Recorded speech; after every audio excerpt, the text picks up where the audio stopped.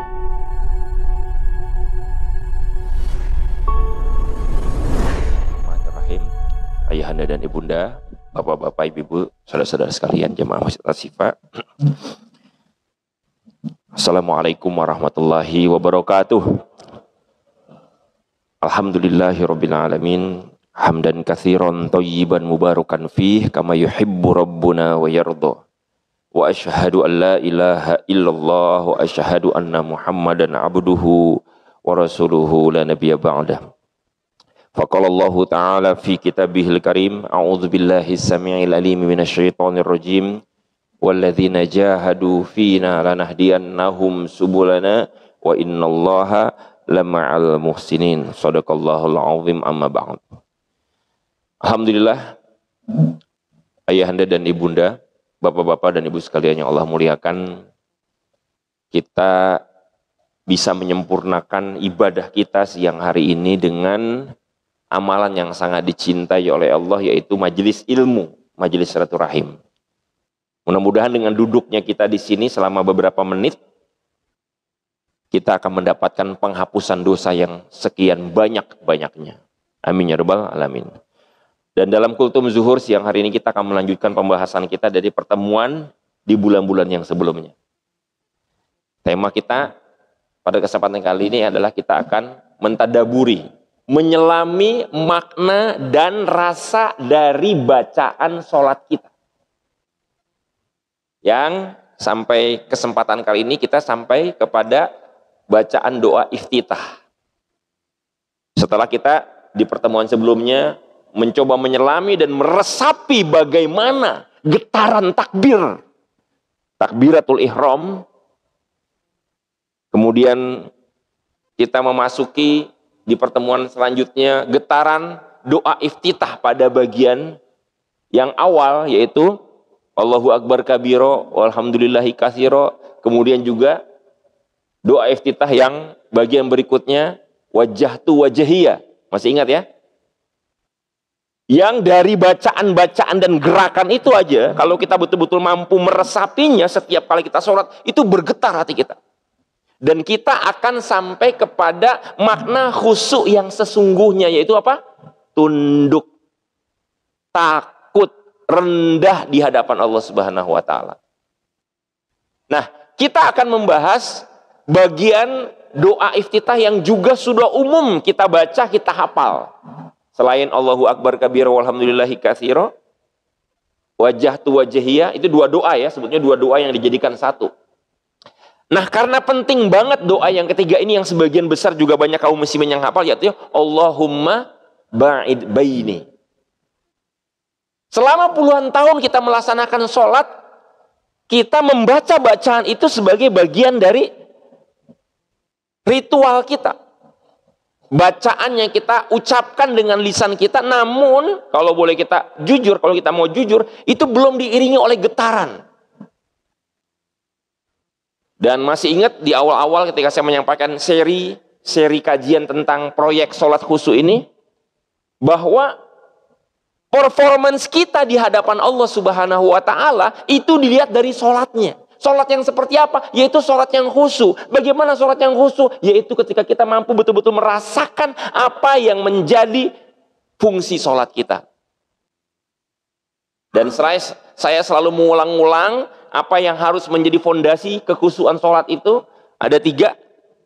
Saya ulang-ulang, harus selalu ingat. Karena ini buat kita penting banget. Kalau kita nggak ada kerangka kekhusyukannya, maka kita nggak akan pernah bisa membangun kekhusyukan. Sebagaimana kita nggak bisa membangun bangunan kalau kita nggak bangun desainnya. Desain kekhusyukan itu harus kita punya dulu. Yaitu berupa apa? Alasan kenapa kita diperintahkan sholat oleh Allah. Harus ketika kita melakukan sholat itu harus kita bawa. Kenapa saya melakukan ini? Harus jelas, harus terbayang, harus tergambar. Saya melakukan ini adalah karena apa? Masih ingat yang kemarin? 3. Yang pertama adalah karena kita banyak mendapatkan nikmat dari Allah. Yang dengan kesadaran kita mendapatkan nikmat yang sangat banyak dari Allah, sehingga kita harus mampu menumbuhkan ruh, pilar kekhusyukan sholat dan ibadah pada umumnya, itu apa? Rasa cinta. rasa kagum kepada Allah. Dan dari rasa cinta itulah baru kita bisa melaksanakan apa yang menjadi fungsi sholat. Apa fungsi sholat yang pertama? Yaitu untuk bersyukur. Kalau ada yang bilang sholat itu fungsinya untuk mencegah perbuatan yang keji dan mungkar, itu impact, implikasi, dampak. Tapi ketika kita menjalankan sholat, kita tuh mau ngapain dengan sholat ini? Apa yang mau kita lakukan? Kita dalam rangka bersyukur, mengekspresikan rasa syukur kita. Dari mana rasa syukur? Dari tumbuhnya rasa cinta. Dan rasa cinta lahir dari mana? Ketika kita mampu membangun kesadaran kita adalah hamba yang telah diberikan oleh Tuhan yang kita sembah di depan kita ini, di hadapan kita ini, dengan kenikmatan yang sangat banyak. Yang kedua, struktur kekhusyuan sholat itu dilihat dari fondasi yang kedua, yaitu kita menyadari ketika melakukan sholat ini, dasarnya adalah karena kita banyak dosa. Setelah yang tadi karena banyak nikmat, yang kedua banyak dosa. Di satu sisi Allah berikan kepada kita nikmat yang banyak, tapi di sisi lain kita banyak melakukan kelalaian, kezaliman, dosa. Bahkan kelalaian yang paling sering kita lakukan apa? Kelalaian di dalam sholat itu sendiri. Kita fisiknya menyembah Allah, ucapannya menyebut nama Allah, tapi hati dan pikiran kita lalai, lari kemana-mana. Itu kita lalai. Dan itu adalah merupakan benih atau bibit-bibit dari perbuatan dosa. Kenapa? Melupakan sesuatu keliruan. Harus kita menyembah Allah betul-betul, membayangkan kebesaran, merasakan kebesaran Allah, tapi pikiran kita lari kemana-mana. Dari kesadaran kita menghadap Allah dengan sholat kita itu adalah kita adalah hamba yang banyak berdosa, maka akan tumbuh ruh atau pilar yang kedua dalam sholat, dalam ibadah. Itu apa? Yang tadi pertama pilarnya rasa cinta. Yang kedua adalah pilarnya dari rasa takut, khauf. Karena kita menyadari banyak dosa, jadi kita tumbuh rasa takut. Nah, dengan rasa takut itulah baru kita bisa melaksanakan sholat sesuai dengan fungsinya. Itu apa? Sholat untuk bertaubat.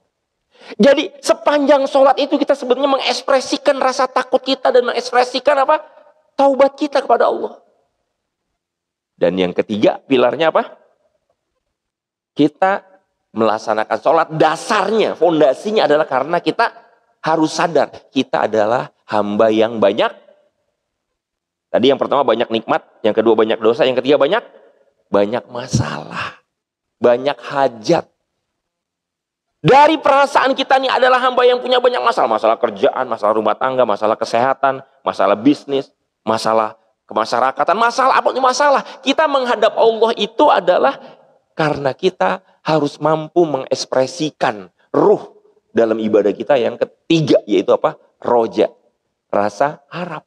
Jadi rasa cinta, rasa takut, dan rasa harap. Dan dengan begitulah kita melaksanakan sholat. Fungsinya yang ketiga, fungsinya untuk apa? Untuk minta tolong kepada Allah, untuk bertawakal kepada Allah. Nah, dari mana kita menghidupkan dasar-dasar, pilar-pilar, dan fungsi sholat ini? Yaitu dari bacaan dan gerakan yang kita lakukan. Kalau puluhan tahun kita melakukan dan membaca bacaan sholat, belum merasakan maknanya karena belum tahu ilmunya, belum pernah mempelajari secara khusus, ya udah hambar. Meskipun sholat yang kita lakukan itu boleh jadi sah, tapi diterima atau tidaknya sholat kita itu tergantung dari kadar kekhusyuannya. Karena perintahnya Allah jelas, wa qumu lillahi qanitin, dan tegakkanlah sholat itu dengan khusyuk. Dan Allah juga menegaskan bahwa orang-orang yang beriman dengan sebenarnya itu adalah orang-orang yang menegakkan sholat. Nah, sholat juga merupakan pangkal keberuntungan kita. Sholat merupakan jaminan pertolongan. Jadi kita butuh banget nih. Butuh banget untuk bisa terus-menerus memperbaiki performance kita di hadapan Allah. Bukankah untuk urusan dunia saja kita harus menunjukkan performance? Sebagai pegawai, kita harus menunjukkan performance di hadapan atasan kita kan? Di instansi kita, perusahaan kita. Kita nggak mau performance kita tuh jelek. Iya kan? Kita menunjukkan kinerja yang terbaik. Tapi yang jarang kita lakukan dengan sungguh-sungguh adalah memperhatikan performance kita di hadapan Allah. Dengan cara apa? Dengan cara kita memperbaiki kualitas kekhusyuan sholat kita. Saya selalu mengulang-ulang pertanyaan ini. Bukti bahwa kita belum memberikan perhatian serius terhadap sholat ini adalah setelah puluhan tahun kita sholat sampai saat ini. Siapa di antara kita yang bisa menjamin sudah paham, hafal arti bacaan sholat 100%? Dari mulai takbir sampai salam, siapa yang sudah betul yang bisa menjamin? Saya sudah hafal arti bacaan sholat. Itu baru hafalnya aja ya. baru paham artinya. Belum sampai pada tingkat meresapinya pada saat melaksanakan sholat itu sendiri. Banyak yang belum. Mari sama-sama kita introspeksi diri. Nah, hadirin yang dimuliakan Allah Subhanahu wa taala, di antara ekspresi dengan bacaan itu adalah mulai dari bacaan takbiratul ihram, kemudian bacaan doa iftitah. Bersama juga dengan makna dari gerakan. Jadi bacaannya punya makna, gerakannya pun punya makna. Masih ingat sedikit aja saya singgung biar nyambung dengan yang sekarang ya. Ketika kita mengucapkan takbiratul ihram, kita menunjukkan, ekspresikan rasa hormat, pengagungan terhadap Allah. Kita angkat kedua tangan kita. Bukankah mengangkat tangan itu simbol penghormatan? Makanya ketika ada hormat bendera, hormat gerak. Itu satu tangan, tapi ini kita dua tangan. Menunjukkan kita tuh rendah. Dan kemudian kita letakkan tangan di dada. Allahu Akbar. Ketika kita letakkan tangan di dada, bukankah dada yang ditempelkan di tangan ditempelkan di dada itu merupakan simbol penghormatan? Ini yang ditempel dua. Dan kemudian kepala kita dalam kondisi menunduk ke bawah. Bukankah ketika kita menghormati seseorang pakai isyarat kita memberikan apa? Gitu. Kita menghormati dengan gerakan. Nah, gerakan-gerakan itu maknanya dipadukan dengan bacaan, itu harusnya mampu membuat kita tuh kecil banget ya. Rasa cinta kita makin kuat karena Allah memberikan banyak nikmat. Rasa takut kita makin kuat karena kita menyadari banyak dosa-dosa kita. Rasa harap kita makin kuat karena kita punya banyak masalah, punya banyak hajat. Ya. Kemudian dari takbiratul ihram, kita menyatakan deklarasi dengan doa iftitah bagian yang pertama, Allahu Akbar kabiro, dan seterusnya. Dan kemudian yang kedua, kemarin wajah tu wajahia. Saya hadapkan wajah saya. Wajah saya itu artinya seluruh kehidupan saya. Saya hadapkan dosa-dosa saya hadapkan masalah-masalah saya hadapkan rasa syukur saya. Wah, itu nikmatnya luar biasa. Dan kesempatan kali ini saya ingin mengajak kita menyempurnakan pemahaman dari doa itu, dari bacaan Allahumma ba'id baini. Sesuai dengan fungsinya sholat itu untuk bertaubat. Sesuai dengan pilarnya, sholat itu adalah harus berisi rasa takut. Kalau sholat nggak ada rasa takut di dalamnya, nggak ada rasa cinta, nggak ada rasa harap, berarti sholat itu belum sempurna. Nah, untuk bisa menumbuhkan rasa takut itu, salah satunya dengan bacaan doa iftitah yang ketiga, Allahumma ba'id baini. Allahumma ba'id baini. Apa artinya? Kita tadabburi. Wahai Allah. Allahumma ini adalah kalimat ya, panggilan yang sangat-sangat penuh penghormatan. Allahumma. Wahai Allah. Itu saking kita tuh berharapnya dengan harapan yang sangat tinggi. Dengan lembut, dengan penuh cinta, dengan kasih sayang. Allahumma ba'id baini. Ya Allah, jauhkanlah antara aku wa baina khotoyaya, dan kesalahan-kesalahanku. Kenapa? Karena kita semua adalah orang yang pernah berbuat dosa. Kama ba'atta bainal masyriqi wal maghribi. Kalimatnya indah sekali ya.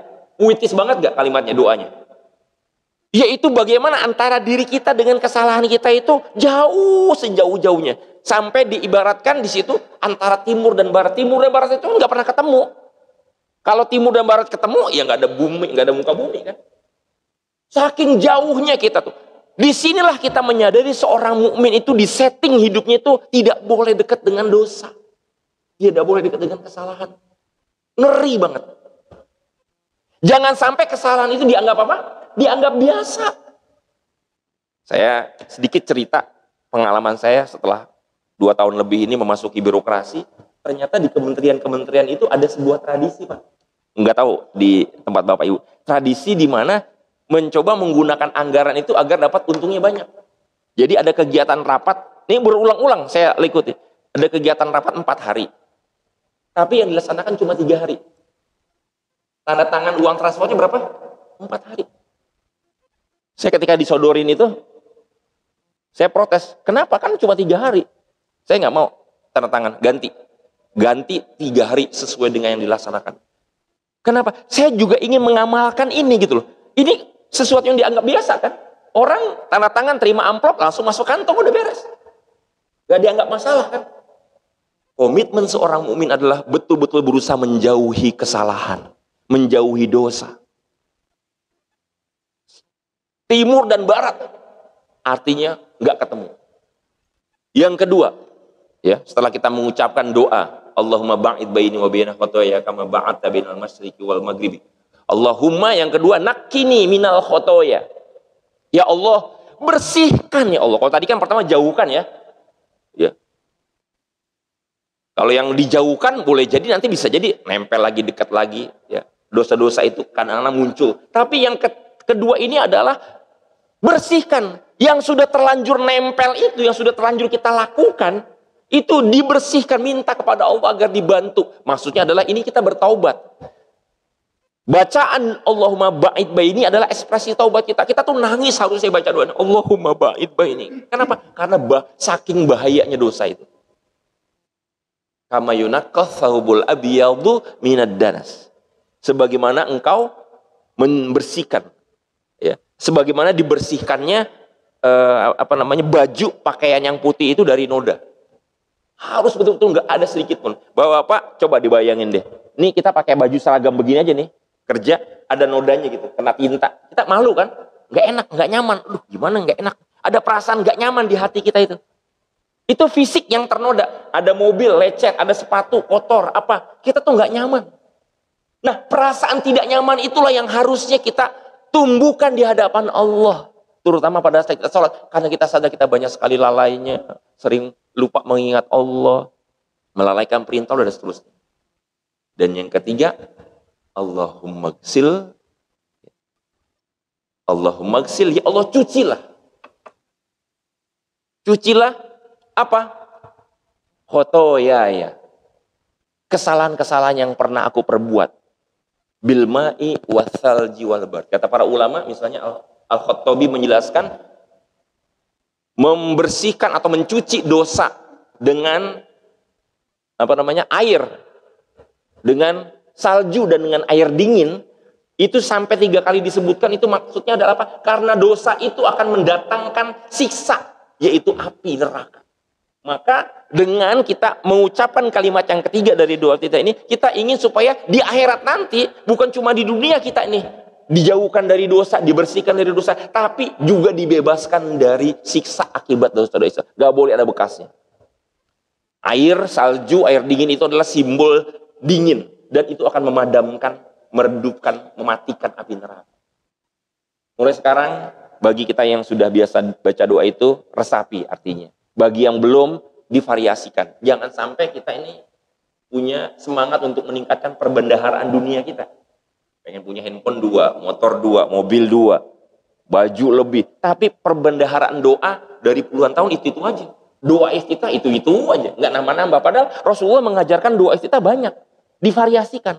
Kalau pas doa, sholat wajib, baca doa yang ini, sholat sunnah, divariasikan. Jadi indah. Jadi fungsi sholat itu betul-betul tumbuh dengan baik. Untuk bersyukurnya dapat, untuk bertaubatnya dapat, untuk berharapnya dapat. Dan terakhir sebagai penutup, ya, bagi yang belum, jalankan rekomendasi saya, beli bukunya, judulnya Tafsir Sholat. Ikuti kajian di YouTube, judulnya Bedah Buku Tafsir Sholat oleh Ustadz Ammi Nurbais. Sudah ada 60 video lebih yang diuraikan di situ. Jadi satu persatu dipretelin. Bacaan ini, gerakan ini, apa artinya, satu persatu. Itu kalau kita serius pengen ditolong sama Allah. Itu kalau kita serius pengen performance kita di hadapan Allah meningkat. Kita punya perhatian khusus, serius memperbaiki performance kita di hadapan Allah dengan meningkatkan kualitas kekhusyuan sholat kita. Bagi yang belum sholat sunnah, silakan dipraktekkan ilmu sholat khusyuk ini supaya kita juga semakin bermanfaat ilmunya. Demikian, mohon maaf kalau ada yang kurang berkenan. Alhaqqumi rabbikum falatakunanna mumtarin fastabiqul khairat. Wassalamualaikum warahmatullahi wabarakatuh.